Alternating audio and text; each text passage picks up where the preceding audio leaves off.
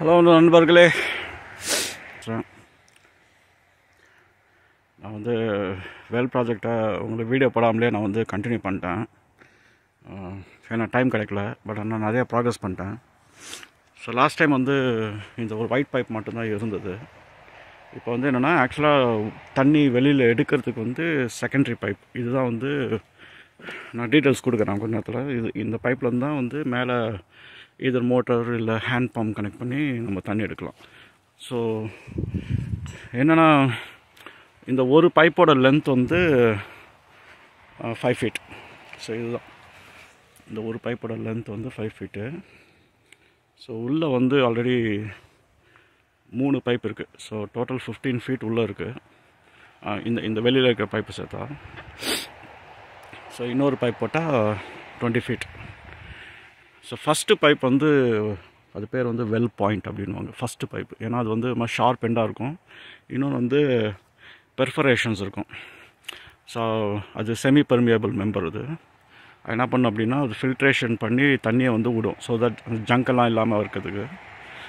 So அதுக்கப்புறம் வந்து follow pipe எல்லாமே வந்து இந்த வெல் பைப் வச்சு பண்ணணும்.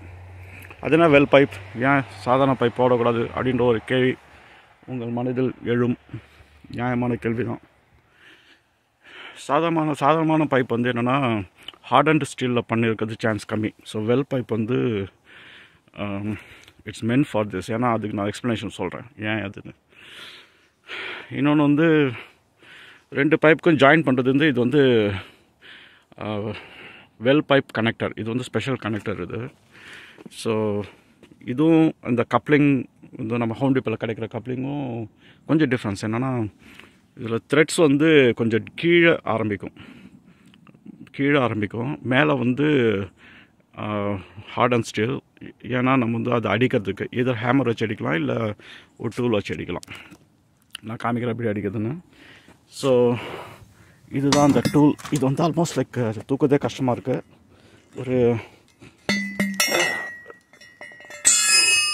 ஒரு என்ன சொல்கிறது, ஒரு 15 pounds இருக்குதுன்னு வச்சுங்களேன்.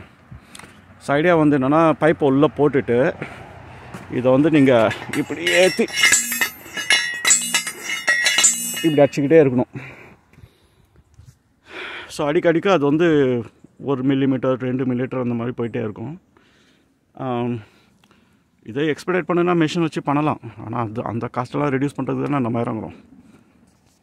ஸோ அந்த ஜாக் ஹேமர் அதெல்லாம் வந்து வச்சு கொஞ்சம் பண்ணலாம். பட் ஆனால் அதெல்லாம் வந்து கொஞ்சம் அன்ரிலையபிள், உடஞ்சிரும். ஐ மீன் அந்த ராட்ஸ் எல்லாம் ரொம்ப ஹார்ட் அண்ட் ஸ்டீல் கிடையாது.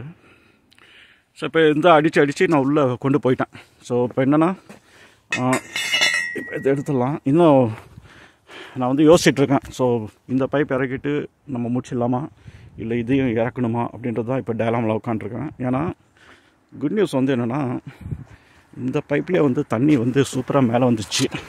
அதை நான் உங்களுக்கு காமிக்கிறேன். ஸோ இது வந்து கேமரா நான் இன்சர்ட் பண்ணி உள்ளே ஓட்ட முடியுமான்னு காட்டுறேன். ஸோ நான் கேமரா இன்சர்ட் பண்ணி இது ஒரு கையால் எப்படியாவது மேனேஜ் பண்ணி இதுக்கு காமிக்க முடியுமா அப்படிங்கிறத பார்க்கலாம். ஸோ இன்சர்ட் பண்ணுறேன். தெரியுதுன்னு நினைக்கிறேன் உங்களுக்கு. தண்ணி வந்தால் அவங்க மாதிரி அந்த லைட் இருக்கிறதுனால ரிஃப்ளெக்ஷன் எடுக்கும். ஸோ உள்ளே போயிட்டே இருக்குது.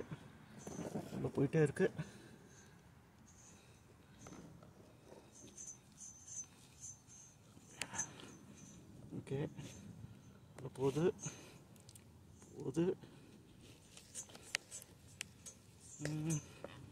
இன்னும் உள்ளே போகுது. ஓகே, இப்போ வந்து தண்ணி கொஞ்சம் ஏதோ தண்ணி தெரிகிற மாதிரி இருக்குது. ஓகே, அதான். ஸோ தண்ணி ரீச் ஆகிடுச்சு. So not a good view. ஆனால் வந்து தண்ணிக்குள்ளார இப்போ கேமரா இருக்குது. அதனால தான் அந்த பபுள்ஸ் எல்லாம் வந்து கொஞ்சம் இதாகுது. ஸோ இதை வந்துட்டிங்க அப்படின்னா இப்போ தண்ணி வருது. ஸோ இப்போ மெஷர் பண்ணி பார்த்தோம் அப்படின்னா,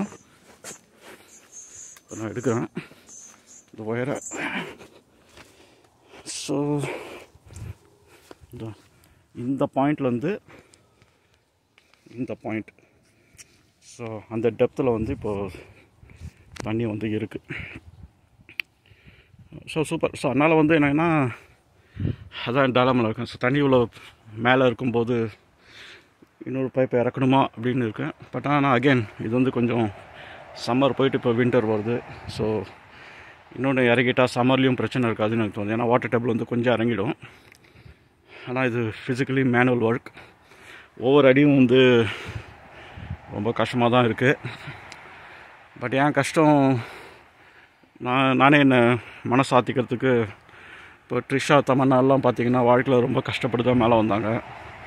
அவங்களாம் இக்னோர்டு பீப்புள் ஒரு காலத்தில். ஸோ இப்போ தமன்னாலாம் ரஜினி கூட நடிக்கிறா அப்படின்னா அவள் என்ன மாதிரி வந்திருப்பா, எவ்வளோ கஷ்டப்பட்டுப்பா. இதெல்லாம் எனக்கு ரொம்ப இன்ஸ்பிரேஷனாக இருக்குது. அந்த இன்ஸ்பிரேஷன் வச்சு தான் நான் ப்ரொசீட் பண்ணுறேன். But anyways I think almost ready to go. அது தண்ணி வெள்ளை எடுக்கிறதுக்கு சம்பில் தண்ணி போட்டாச்சுன்னா இருக்கும். பார்க்கலாம். I'll update in next video. Bye.